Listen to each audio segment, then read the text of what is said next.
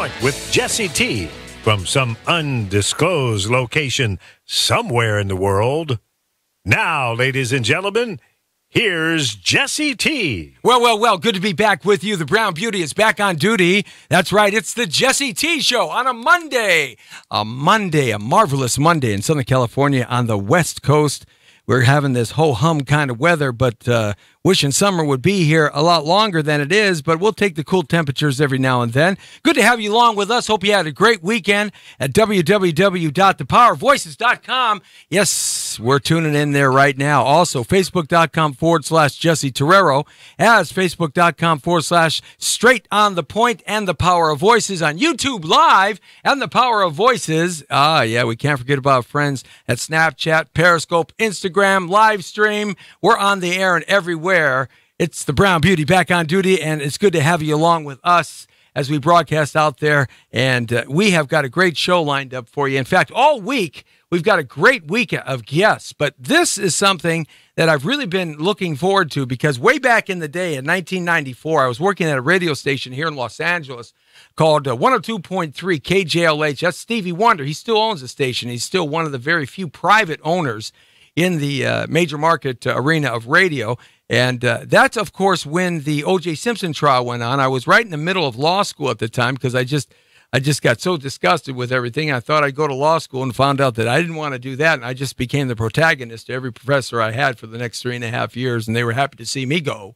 But the point is, I was the devil's advocate at KJLH, primarily an R&B station catering to mostly an African-American and Latino audience at the time. And they hired me and then asked me if I wanted to participate in covering the O.J. Simpson trial, and the infamous O.J. Simpson trial. And I said, yeah, sure, I'd love to do that. They said, but there's one caveat. I said, what? They said, you got to be the devil's advocate, because everybody here thinks he didn't do it. Everybody thinks there was something else. He thinks he's innocent. And I said, okay, no problem. I'd love to be that. You're going to get a lot of hate mail, and you're going to get some people that want to shoot me. And they said, well, are you okay with that? I said, yeah, I'll pack my 45. Thank you very much. No problem. And so off we went. And that was quite an experience. I got a chance to go down and check out the murder scene not too long after the police had left the murder scene. So it was still kind of stained everywhere. All the blood in the terracotta steps coming up to the condo complex, and also went over to the Brentwood thing, and I was in law school, so we were talking about it every day. So it was fascinating, and of course, 150 million people watched that show, the show of whether he was guilty or not, and they acquitted him. Now, we know all that basic stuff, but there has been so much conspiracy and discussion and talk about, did he do it? Did he not do it? Did he do it? Did he not do it? I mean, that went on and went on and went on. Pretty much everybody now thinks that he did it, okay? It's kind of come around to that. But the point is, why, when, where, how, what, and all of those questions really haven't been answered, because they wouldn't let stuff into the trial. There was evidence that they just would not allow happen. And so a lot of books have been written about this, but there's a brand new book out right now, and it is captivating as all heck, because it talks not just about the trial and about the murder and about the players. It actually gives a moment-by-moment itinerary, almost, a chronological set of time of what took place at this minute. What was O.J. doing at this minute, the next 20 minutes, the next 50 minutes, the next hour. It's almost like a play-by-play version of what took place, and it takes you through the actual murder, and it answers a lot of questions. And so I was so happy that Ed Lozzi, one of the greatest PR guys in the world, said, I've got this great book coming out, and I want you to interview this wonderful lady to my left, her camera right, and I do want to bring on the author, along with her partner, who's not here today, Detective James M. Pembroke, but I'm going to bring on the most beautiful and wonderfully, terrifically interesting woman, Cheryl Kane. Thank you, Cheryl, for checking in. I appreciate that. Thank you. Thank you for having me, and what a wonderful introduction. Thank you. Well, absolutely. I mean, this is a fantastic book. Now, I'm going to show it off because we don't have a graphic of it, so I'm going to show it off at a couple of cameras here. You can see this book right here, okay? And it's called O.J. Simpson, The Killer. And it talks about a minute-by-minute account of the homicide of Nicole Brown Simpson. At that time, and I had forgotten, they were divorced at that time. Of course they were. Yeah, I had forgotten that detail. And it's an interesting fact in this book that you'll talk about, I'm sure. And, of course, Ron Goldman, who just happened to show up. But the point is, Cheryl Kane's the author. It's a great book. It's in Amazon. It's in Barnes & Noble. Where else is that? It's available through Dorrance Publishing. Dorrance Publishing. Okay, so that means it's going to be everywhere. Everywhere. It's everywhere. And it's a terrific book, and she's here to talk about this. So I'm going to just want to jump right into this. What was the thing, the obvious and most important question to get us going is, what inspired you and Detective Pembroke to come together on this topic, of all topics to talk about? What was the inspiration that you said, oh, yeah, I want to do that. Let's do that. First of all, he had over 400 pages of manuscript, meticulous research, evidence that was not presented at the trial. Right. He just put everything together, minute by minute. He has a brilliant, detail-oriented detective mind. So when you saw this information, and it must have just blown your mind, because we know, and anybody knows, that when they do a trial, not all the evidence always gets into a trial. But in particular, this trial, there was a whole bunch of stuff that was not allowed in. I dropped everything to work on this book. I could not put it down. I spent over a year writing it, condensing what Detective Pembroke put together, and we were fortunate to have a very wonderful review by the great Larry Schiller. Oh, yeah. What did he say? Who wrote The American Tragedy, the bestseller. He wrote, Cheryl Kane and Detective James Pembroke have given us the first fly-on-the-wall point of view of what happened on June 12, 1994, in their minute-by-minute account of the deaths of Nicole Brown Simpson and Ron Goldman. No other author has been able to recreate what took place that night in Brentwood, California, as Kane and Pembroke have. This book is a page-turner. And the key word is fly-on-the-wall account, because when you read this book, you feel like you're there. Yeah, I got a chance to kind of peruse the first 100 pages or so of it, and captivating, because you do feel like you're there, kind of going step by step. But the interesting thing, you get this mental picture, this psychological picture of what OJ was doing, the adjustments he had to make, and all this stuff. Now, when Detective Pembroke came to you with this information, or you hooked up together and you started looking at all the evidence that was not allowed into the trial, or just was discarded as not important, but yet was very important, how did that make you feel? Well, the trial was a disaster. Everybody knows that. But this book gives the insight into the fact that there was only one killer, despite all this conspiracy theories, one killer and one killer alone, O.J. Simpson, and his motivation was money. The divorce was final. He was paying child support. He didn't want to pay Nicole Brown Simpson $10,000 a month. He wanted custody of his children, and he had beaten her so many times, so badly over the years. Multiple. Threatened her with a baseball bat, and he had to make the murder look like it came from the Colombian drug lords. Wow.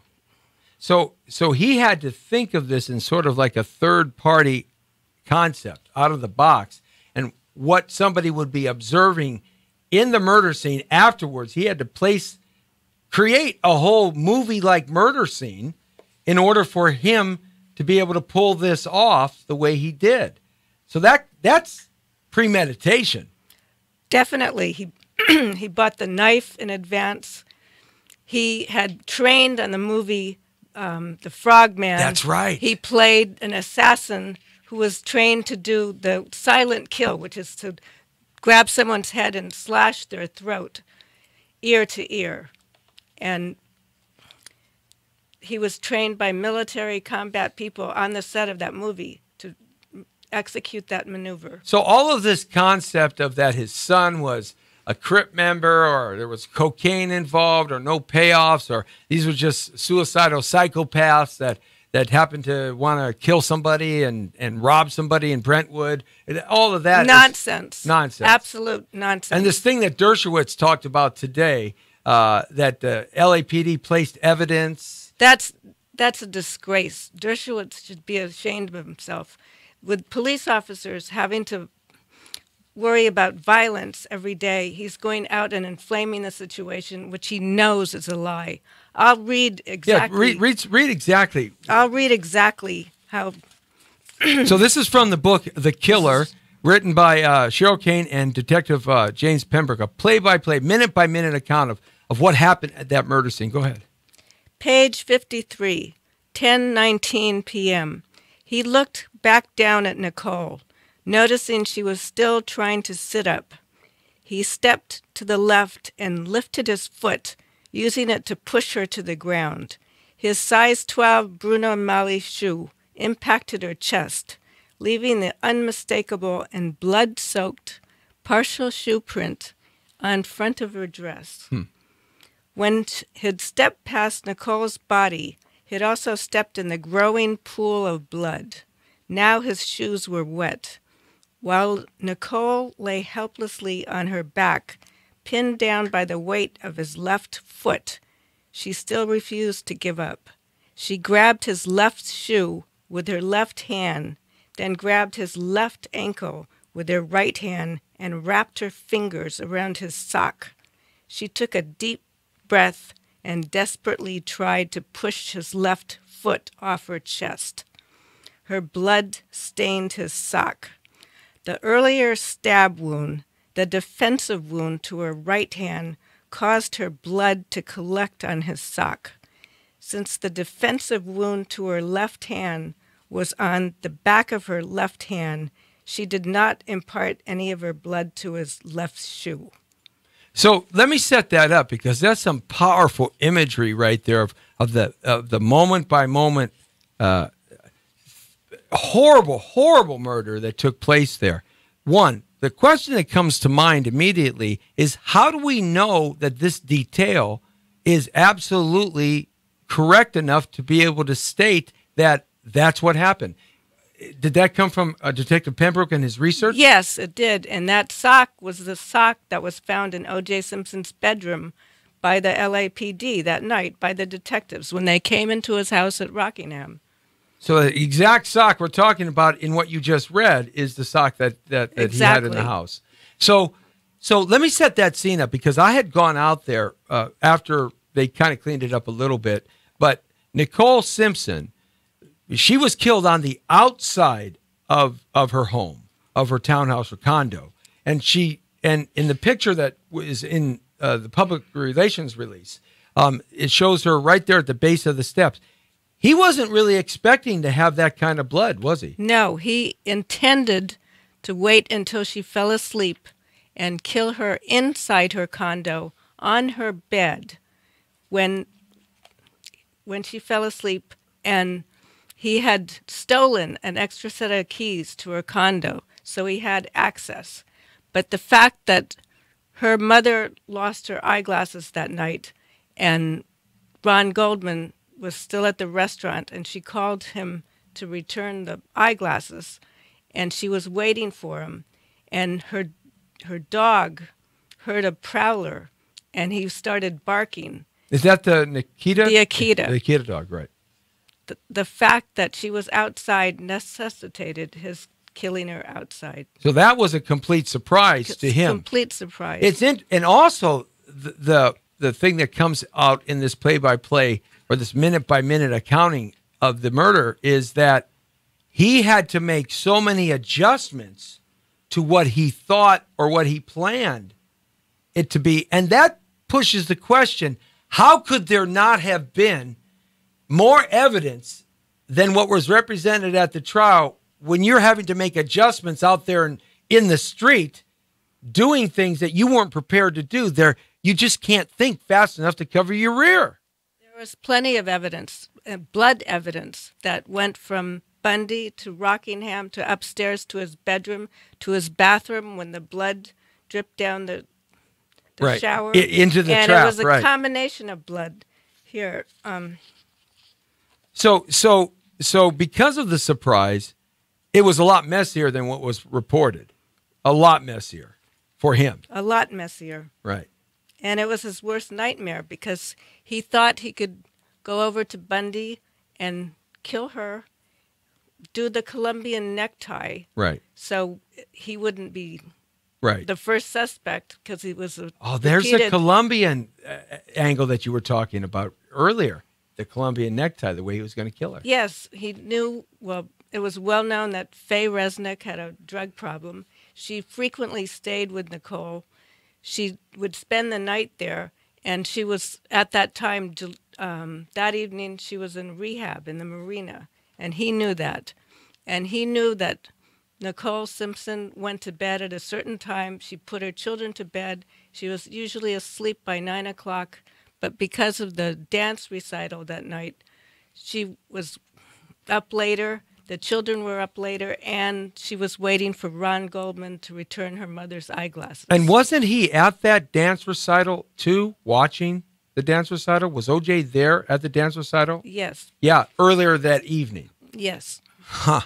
Unbelievable. We're talking about O.J. Simpson, the killer, a minute-by-minute account of the homicides of Nicole Brown Simpson and Ron Goldman, the poor guy. He just arrived at the scene. It sounds like just to return somebody's glasses and showed up in this terrible event was taking place. It's a new book by Cheryl Kane and Detective James M. Pembroke. He was with the LAPD, extensive studying, extensive research here. Freedom of Information Act had to be pulled on some of the research.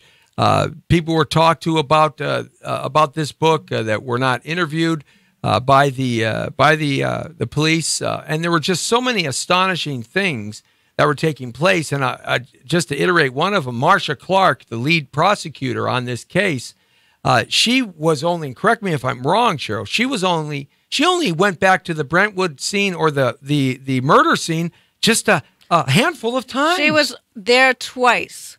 Twice. The Twice. prosecuting attorney. And Detective Pembroke was there over 200 times. He walked that crime scene the day after the murders. Are you telling me the district attorney that is assigned to this case, the most distinguished case in 200 years in Los Angeles, Gil Garcetti, puts Marcia Clark on the case and Dearden, and she only goes to the murder scene twice? Twice. But anyway, I would like to read Please do. something about Ron Goldman, because contrary to the other conspiracy theories, he was only friendly with Nicole. There was no romance, nothing. Right.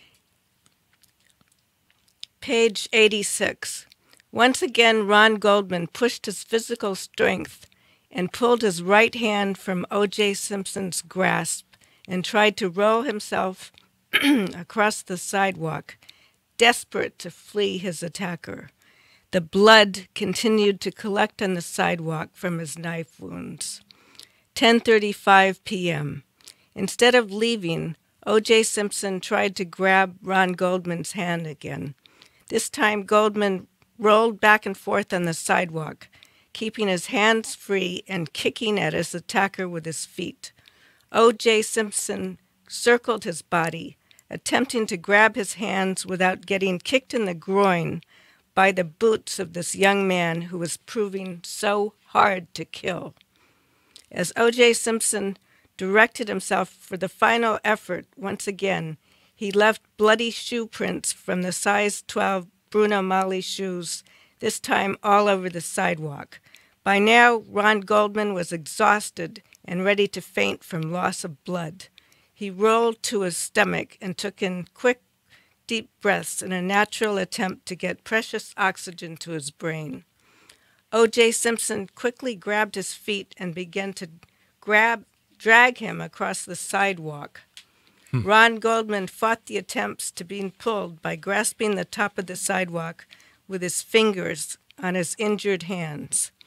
With no deep crevices in the relatively smooth surface of the cement, There was nothing for him to hold on to, and his hands were slippery with his own blood. O.J. Simpson dragged him inward, back to the garden area, leaving a trail of bloody fingerprint streaks on the sidewalk. Then another car approached on Bundy with its bright headlights. He dropped Ron Goldman's feet and ran up to the pathway to hide again behind the large front gate. Now the major part of Ron Goldman, his feet, legs, buttocks, spine, and most of his shoulders were concealed from view from Bundy by the large lily-of-the-Nile plants that grew over the sidewalk. Ron Goldman died slowly and painfully. You know, it is amazing the detail, the fine detail of that fight and that struggle for life. What we got in the public presentation was something completely different at that time. Not this fine detail of what actually happened to the young man. O.J. Simpson dragged him around like he was out hunting deer. Well, Ron Goldman was young, fit, 25 years old. He put up a fight, but he was ambushed by O.J. Simpson. Right. And he went back, and O.J. Simpson went back into the bushes and then came out after him again, as you're reading. Jesse, I'd like to read this part. It's the most telling, and it has such an impact on the evidence. Page 94. 10 drops of Ron Goldman's blood from his neck wound landed on her left thigh. 10 more drops landed on her left kneecap.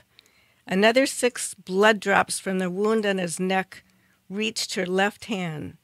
Bleeding all over, Ron Goldman quickly fell to the ground, landing on his right side, and began to pull his trembling body into the fetal position directly in front of Nicole's. He felt a sudden wetness on the right side of his body. He landed in the large pool of Nicole's blood, and it quickly soaked into the right side of his shirt. Now the right side of his shirt was red with her blood.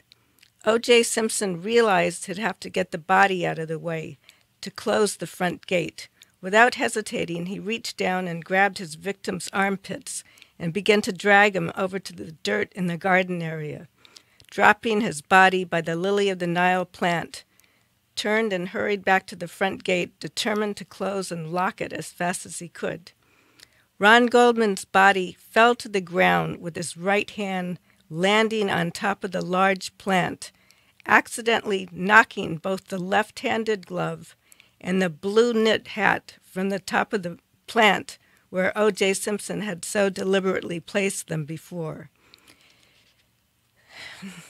Seizing this opportunity in hope that someone would eventually identify the killer, in a last effort with his trembling hand, he managed to push the brown leather glove and the blue knit hat further down into the dirt where the white envelope had landed. As O.J. Simpson was closing the gate, he noticed Nicole's dog pacing left to the right on the sidewalk at the bottom of the front pathway. The dog was stretching its neck, trying to keep eye contact with Nicole's body on the ground behind the front gate. He decided to continue his plan to trap the dog inside the gated area and kill it before its loud barking brought another neighbor over to investigate. At this time, he thought Ron Goldman was a curious neighbor who had come over to see what triggered the barking following the dog to Nicole's lifeless body. With O.J. Simpson standing with his back to Ron Goldman, he managed to hide the left-handed glove and knit cap. Even while dying, he was thinking and planning his best and only chance at revenge. He knew that O.J. Simpson must have had some kind of DNA evidence on the hat and the glove. Therefore, O.J. Simpson would be identified as the killer. So while Ron is being killed and fighting and being killed and dragged and pushed around on the ground, he manages to take 2 pieces of clothing and try to hide it. He pushed them under the lily of the Nile plant, Jesse. He knew what he was doing. So at that point, he's doing something to try to prove what happened. Now go on. What happened to the glove? That's the glove. If you don't acquit, if it don't fit, you don't acquit. That was one of them. The other one was at the Rockingham estate, and it was brought there by O.J. Simpson because he came. Only had one glove. He only had one glove He only on. had one glove. He was. Yes. His hand hurt because. He had lacerations on his hand, if I recall. His hand hurt because the first blow he delivered to Nicole was with his left fist, and it hurt his fist because she was outside and he didn't want blood all over the inside small patio. Right. He wanted to drag her back in her condo and kill her inside with her dog. And instead of, he threatened her with a knife, and she was terrified, and he ordered her to go back in the condo. She suddenly knew if she stayed outside, she had a chance. She could flee and get help. But she wouldn't. She just hung onto the fence, and he had the knife in his hand. And instead of using the knife at first, he hit her in the left side of the head with such force that it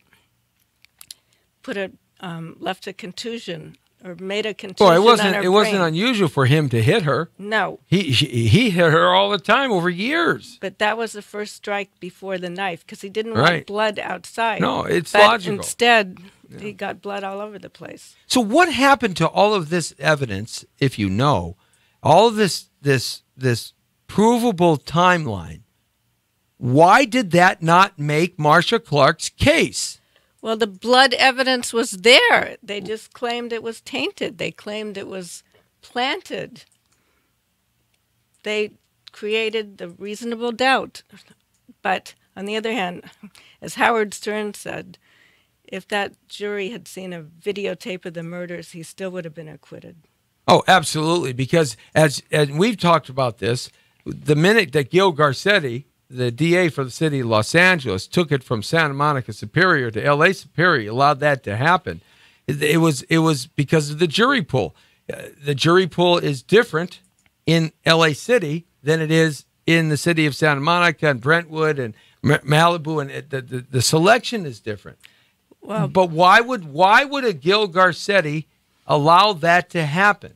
Jesse, you know as well as I do, the Rodney King riots were 2 years prior. There it is. There was over $1 billion in property damage in Los Angeles. Lots of people killed. 11,000 arrests. 52 people died. The city was an inferno for days. There was a curfew. You couldn't even go out of your house after 8 o'clock. It was a mess, and they could not afford an African-American Heisman Trophy winner movie star sitting on death row. It's perfectly logical, especially after Rodney King and the upheaval that created in LAPD, in the district attorney's office, in the mayor's office, and through all bureaucracy in the city of Los Angeles. It changed LA forever in terms of how they conduct themselves, the court system and everything. And it's certainly logical that the city would have erupted in massive fires and massive problems from something like that happening. So it makes sense. I always figured that Gil Garcetti allowed it to go from Santa Monica to L.A. because he was just basically paid off because, he had a lot of money to defend himself with all those attorneys and all of that. And it never dawned on me till we spoke. It never dawned on me that, yeah, right, Rodney King was just 2 years before. In fact, that trial was still, or that case was still being adjudicated. The civil case was still being adjudicated at that time. It was years before he got his settlement from the city of Los Angeles. So that would have gave the opportunity for Gil Garcetti to move it there, and then he hires somebody, brings on Marcia Clark and Dearden. Jesse, I mean, come on. What Detective Pembroke said when when they moved it downtown was, I knew the fix was in. There it is right there. You're talking about a detective who's been on the scene for what, 10, 15, 12 years, 20 years at that point? He's hundreds and hundreds and hundreds and hundreds of cases that he was a detective on and solved. So, yeah, the fix was in. And then he goes out and hires, all these guys like Shapiro, Cochran. In fact, the first attorney, Weinstein? I believe that was it. Yeah. I believe that was his name. He stepped off the case real quick, within like a day. And then He did. And then Shapiro took it, and then brings in Cochran, Kardashian, stick around, Scheck, Bailey, Douglas, Newfield, all these people, and they were able to get the verdict that they wanted.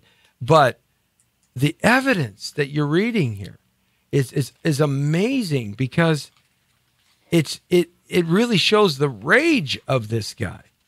And why did this guy want to kill him? Was it just because of the money you mentioned, the alimony? Is this why this was his main motive?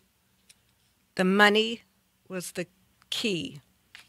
Right. Well, $120,000 a year in 1994 is $400,000 today. It impacted his lifestyle, the lifestyle of the rich and famous, and he wanted custody of his children, and that was the best way to do it.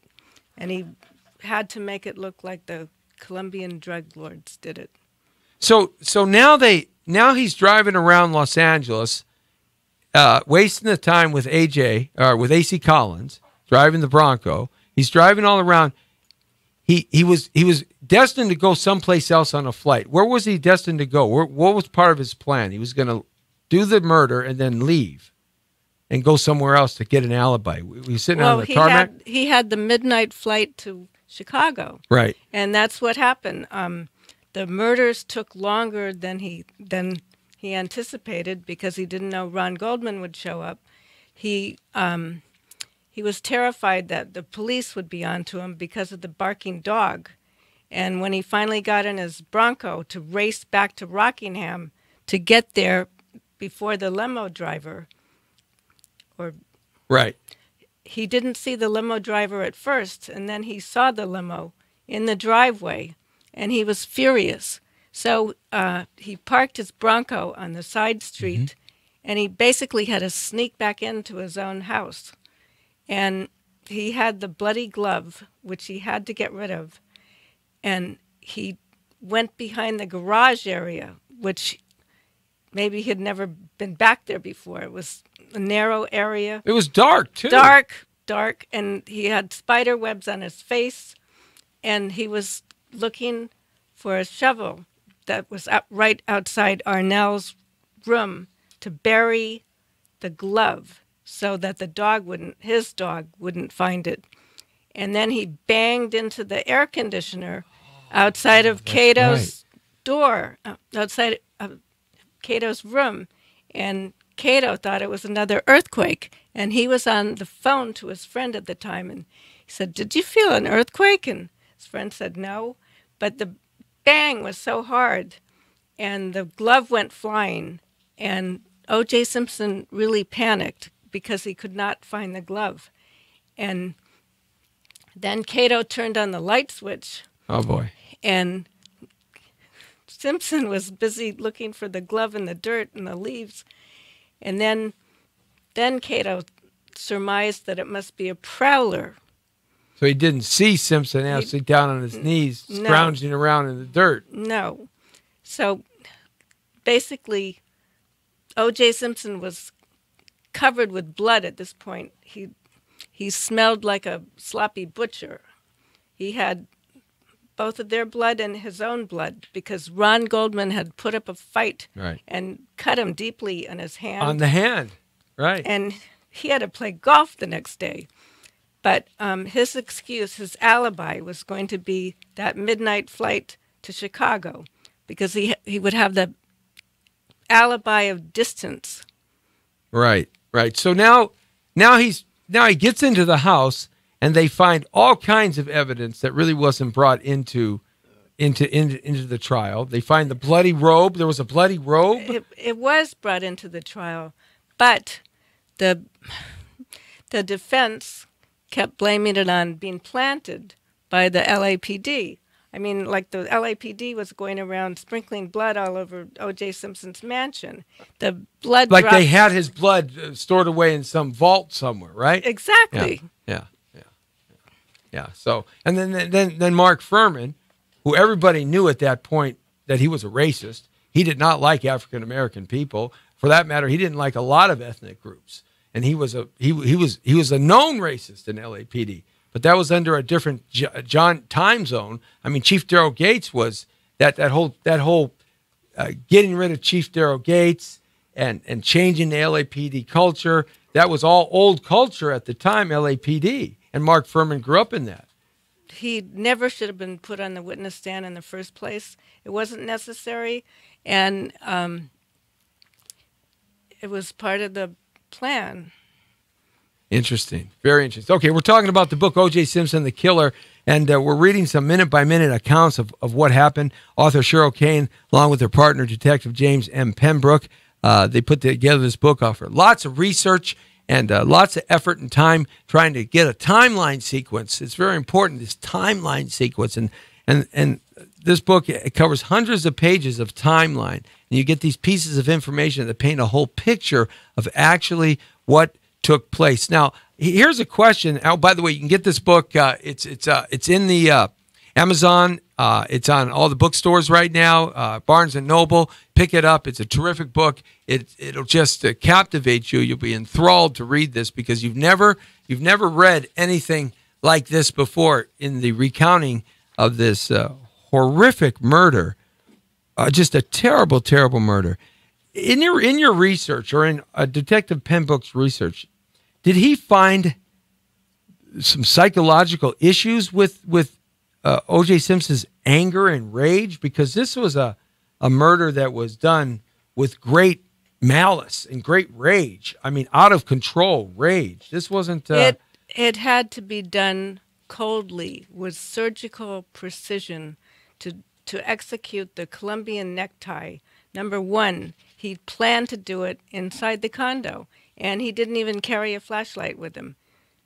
He brought the gloves, the knife, the 6-inch blade, 7-inch handle stiletto, and it was premeditated, and it was cold.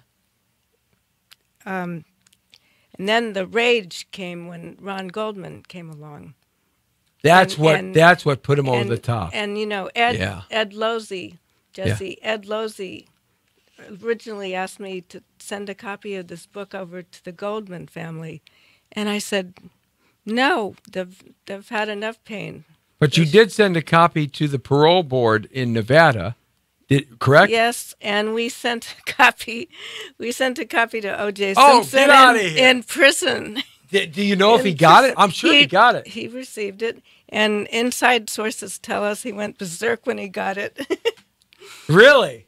Well, you know, he's reading what could be an absolutely truthful account of what took place in that respect. I mean, he was acquitted, of course, but he ended up in jail for the burglary charges there in Las Vegas and got out in 9 years. You know, do you think that this guy who's going to get out in October, November, towards the end of this year, you think he's going to do something stupid and like this again? And I think horrific? He's a monster. I think he's a ticking time bomb. I think unless he gets a frontal lobotomy, he's going to do something else. Yeah, I don't see him staying outside of jail for a couple, 2-3 years. He'll be back in for some ridiculous thing that he did. And plus, the Goldmans have got to be feeling, I can't even imagine what the Goldman family is feeling right now at this point. I cannot even imagine. You know, there's even controversy that Goldman set up this whole thing in Las Vegas. Oh, come on. Have you heard that one? There's a conspiracy theory for everything. I mean, I've heard that one. I'll tell you, Jesse, a real monster would not kill the mother of his children and leave the body for his children to find, which is exactly what would have happened if had murdered her inside the condo where they were sleeping in bedrooms down the hall from her. They would wake up the next morning and find their mother with her throat with the Colombian necktie and the dog with the pet family dog with its neck cut. Explain And- what a Colombian necktie is. Well, you slit the throat from ear to ear, and then you detach the fibers or tissue that holds the tongue in. Then you pull it down through the neck. And it hangs like a tie. It hangs like a tie, and the fact that he would leave his children ready to find their mother like that is evidence of pure evil, a monster, and the fact that if it hadn't been for that barking dog, that barking Akita, who led the neighbors down the street at 12:04 to find Nicole and Ron's bodies, 12:04, when O.J. Simpson's plane was still sitting on the tarmac at LAX, the children would have woke up the next morning, gone downstairs for breakfast, and been the first on the scene to find those bodies. What kind of a monster can do that? O.J. Simpson? O.J. Simpson. The juice? That's the kind of monster he was. When I was working this for the radio station, and we talked about it all day long in law school at the time. I was in my mid-30s, and we looked at every angle, and the overall perception and conclusion from every professor I had at that time, he's as guilty as sin. Of course. From all their inside contacts. We're course. talking old guys, and gals that have been in the lawyering business here in Los Angeles for 20, 30, 40, 50 years. They had all the inside contacts. It was the most unambiguous crime scene in history. Yeah, right. Exactly. It was very specific. There was so much to be found and so much to be prosecuted. And they made the coroner's department here in the Los Angeles coroner look like buffoons. That was Barry Scheck. Yeah. The fibers from the clothing, from the floor in the Bronco, from the blood evidence on the cap, the perspiration. He wore the cap because he had a problem. When he got aggravated, he perspired like crazy. So he had to wear that cap. And he took it off because he was sweating so much from committing the murders. His eyes started to sting. So he took off the cap. And that's how he placed it on the Lily of the Nile plant. And that's how Ron Goldman tried to push it under. Now, you've got some more to read here. So go ahead and read some more, because this is captivating. Okay. Now, I want to say where the LAPD messed up. Okay, tell us where they messed up. This is from Marcia Clark's book, Without a Doubt. The Akita's role in all of this was eerie, to say the least. You had to wonder what that poor animal had witnessed. Had he tried to defend his mistress? Probably not. Police canine experts later examined Cato, summarizing their conclusion in a witness statement. Cato, they concluded, was such a low achiever that he probably could not have defended himself, let alone a human. The chief trainer for the LAPD's canine unit reported that Cato had a very nice disposition, but inadequate instincts or courage to protect his territory, owner, or himself. Thanks to his primitive loyalty, however, we were able to postulate that the murders occurred between the time he began to howl and the time he was discovered walking on Bundy with bloody paws, a window of perhaps an hour. That dog, it seemed, had a better handle on the time of death than the coroner did. I remember them bringing the dog issue up and trying to place that in the timeline, that when the dog started barking to when the dog stopped barking, that the murder took someplace in there. That's exactly in the timeline, Jesse. Right. Because one of the neighbors called the police to report the barking dog, and they told her to call the animal shelter. And she was being nervous. She said she had a feeling that there was something really bad happening in the neighborhood. She told the police that. And we're talking because about a neighborhood. In her 50 years Right. and living in that house, Right. she never heard a barking Right. dog like We're that. talking a neighborhood where this kind of event doesn't take place every day. But anyway, we actually had a dog expert respond to what the police said about Cato the dog being a low achiever. Right. Canine instinct is natural, tested, and proven over millennium. A dog's memory is phenomenal and often underrated. The Akita, no doubt, took that trauma to the rest of his life. If he had a nice disposition, as the LAPD canine unit reported, then his conflict was intensified because he knew the killer, which is perhaps the reason why he was found wandering around. Dogs work off the energy they sense, which in this particular case was horrific violence toward his family member, coupled with fear and extreme anxiety. What a terrible experience for a young dog, especially an Akita, which for most part are one-on-one person family dogs. Also, because his paws were bloody, tells us that he tried to help at the point he felt his fight response wasn't effective, that triggered his flight response. The fact that he had a nice disposition has no relevance on how protective a dog can be. Any dog will be protective up to a point. And that's Robert Romo, who was trained at the U.S. Navy Canine Academy. So, the dog really is the one that knows the truth of what happened here.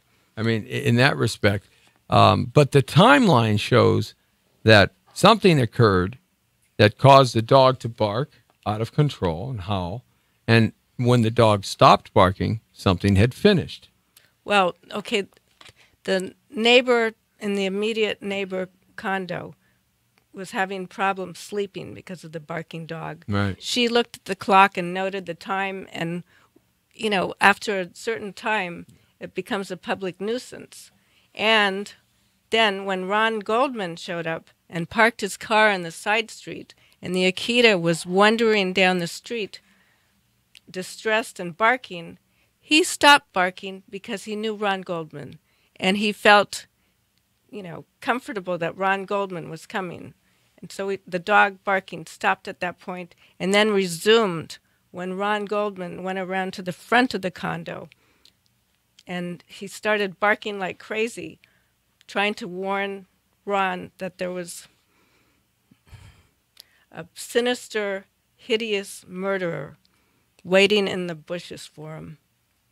Anybody that knew O.J. Simpson, the L.A. O.J. Simpson here during those years before this, after he left the NFL, retired from the NFL, got his movie career going, and became a household name beyond football, with the Hertz commercials and the movies, The Police Story, and all those comedies that he was doing, and the movies he was getting. Everybody knew that knew him. That one, he was a difficult person to deal with when he didn't get his way, real difficult. Two, that he loved doing coke. Everybody knew that. And three, they had wild parties up there at that Brentwood house all the time, and he was always a person that got himself out of control situations, but everybody protected him around him. Despite all the lies he told to the parole board about it, leading a conflict-free life, Yeah. and no history of substance abuse. Everybody knows I always that. got along with people. Everybody knows that he was very difficult on the set, on the film sets that he was a part of. He was always the juice, O.J. Simpson. I'm O.J. Simpson. Don't you forget it. I'm O.J. Simpson. So even at USC, when he won the Heisman Trophy, he was a handful to deal with for USC. Just the fact that he had the gift and the God-given talent to be able to run with a football down the field and be one of the best in the world at it. Even USC had challenges with him in terms of his off-campus shenanigans and things like that. So all of this leading up to the time that he did this murder, it's beyond my absolute understanding other than the fix was in, like Pembroke said. The fix was in, and they had a ton of evidence, and there was one African-American lady on the jury who said, "Why did they bring in that DNA evidence? We didn't care anything about DNA." Well, DNA, you remember, this is 1994, and DNA was just coming on the scene. Maybe 5 or 6 years before that, the science has gotten to the point where they could really utilize it, and there were enough court cases behind it, giving it validity at the time. So DNA was a new science to most of the public at that time. Now everything is DNA done. Everything is DNA done. But so that comment, it would not be unusual for that to be said. But one of the things that is very interesting, one of the jurists said that, and I think it was a male, and it's in your book, and he said that after O.J. penned his own book, remember the book that he wrote, If I Had Done It? Is that the name of the book, right? No, If I Had Done It, right. Right. If I had done it, this is how I would have done. The jurist that said, after I read that book, I knew I made the wrong decision. Well, the book was ridiculous. I read it. And what happened was, it was Murdoch Publishing, and Mr. Murdoch fired the woman who worked with O.J. Simpson on that book, and the Goldmans went to court and got the rights to that book, and it came out, I did it, with a little tiny IF in the middle. And it was such a ridiculous book. It was a stranger showing up who told him strange stories, and one point in the book, it's like all of a sudden I looked down and I blood all over my arms, and it was just a fantasy. And that's the jurist that said that after he read that book, he believes he made the wrong decision.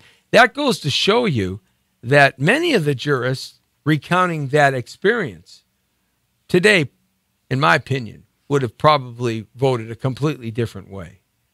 They were mesmerized, if you remember that trial. People were mesmerized by Ito. The first time cameras were in a courtroom 24/7.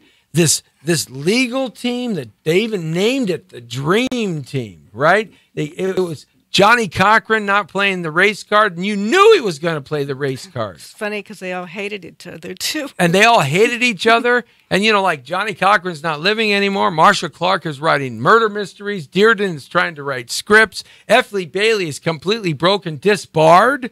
He's disbarred, living on top of a salon in New York City and can't get a job. I mean, Kardashian passed away. And it's interesting about Robert Kardashian, the Kardashian father of the Kardashians. He and OJ's relationship after the trial went to hell in a handbasket. Right. And why is that now? My speculation was, and this is just the world according to Torrero, I think Kardashian was a part of getting rid of most of the evidence. Well, he did take the Louis Vuitton bag. That's right. And that war bag, the combat bag that you talk about in your book. No, the combat bag, the killing bag. Went into one of those big trash receptacles at LAX back in the pre-9/11 days when they used to have the big trash cans. Right. The shoes went in the trash can. The knife went in the trash can. His bloody clothes stayed in the Louis Vuitton bag. And guess who took that? Robert Kardashian. Exactly. And in fact, he was on TV. You saw him walking with the Louis Vuitton bag, Kardashian. Right. You saw him walking off the Brentwood mansion holding the Louis Vuitton bag. And blew me away. The hotel detectives in the Chicago hotel testified that there were 2 missing laundry bags from O.J. Simpson's room. And now all of a sudden, Robert Kardashian, who had heart problems, all of a sudden he dies a year or two. I can't remember exact timeline, but right after, and they really never talked again after that trial. That's right. O.J. separated himself from this guy, Kardashian, who knew him from law school at USC when O.J. was just coming in as a football player. That's where they befriended themselves. And so I don't know how anybody in their right mind could have acquitted that guy. Well, thank you so much for having me. I mean, this is 3 hours and 20 minutes in this book. And we only read a few pieces of it. That documents how he did it, why he did it, and there's. Thank you very much. I appreciate you coming in. I mean, you know, we've got a few more minutes left, and I just after you put this book together and you went through all the manuscripts and all of Pembroke's evidence, and you put this thing, he's still alive. He's very much alive. Okay, and after you've done all of this work, and you sit back and you read your book and you think about it, what was the most telling piece of evidence for you in putting all of this evidence into a form that we could understand and read it? What was the most compelling piece of evidence that you came across that just astonished you? It's all compelling. The fibers from the Bronco, the bloody Bruno Mali's shoes, the shoes he claimed he didn't own until somebody found a picture of him wearing them. The fibers, the blood, the stab wounds, and how he did it. I mean, he was especially brutal to Ron Goldman, and he poked him in the face with his knife. He tried to stab him in the eye. He repeatedly stabbed him, and Ron Goldman suffered horribly. Nicole suffered horribly, and the whole story is just so compelling. It shows you what an evil monster O.J. Simpson is. And the monster is loose again. Sometime at the end of 2017, he's going to be out in the streets, Florida, so you best be ready. And the good old boys in Florida, hey, there's some, what do they call them? Crocodiles or alligators and water moccasins in those freshwater lakes in Florida. Oh, how somebody can go missing. Ah, yes. The World According to Torrero. You're straight on the point now. Great book, O.J. Simpson, The Killer, a minute-by-minute account of the homicides of Nicole Brown Simpson and Ron Goldman by this beautiful lady, Cheryl Kane, for coming in here. Thank you. I know we only touched pieces of it, but it goes on and on and on. It's 300 pages of just compelling evidence and pictures and photos and things you've never seen before. You got to get this book. You got to read it. You got to think about it. And you got to say to yourself, I don't want to go anywhere where that man's at. Stay the hell far away from him. Thank you, Jesse. Absolutely. Thank you. Wish you the best of luck. Amazon, all over the bookstores. You can get it online. Thanking Ed Losey for having Cheryl come on down. And I really appreciate all the great evidence and all the great stuff that you did today and all the hard work. Thank you. My pleasure. Hey, the Jesse T Show right here on thepowervoices.com. And all over AVTV Live and the Digital Broadcasting Network. We'll see you tomorrow with actor Cy Richardson right here on the Jesse T Show in the World. According to Torrero, you are straight on the point. The Brown Beauty's off duty. See ya! Boom!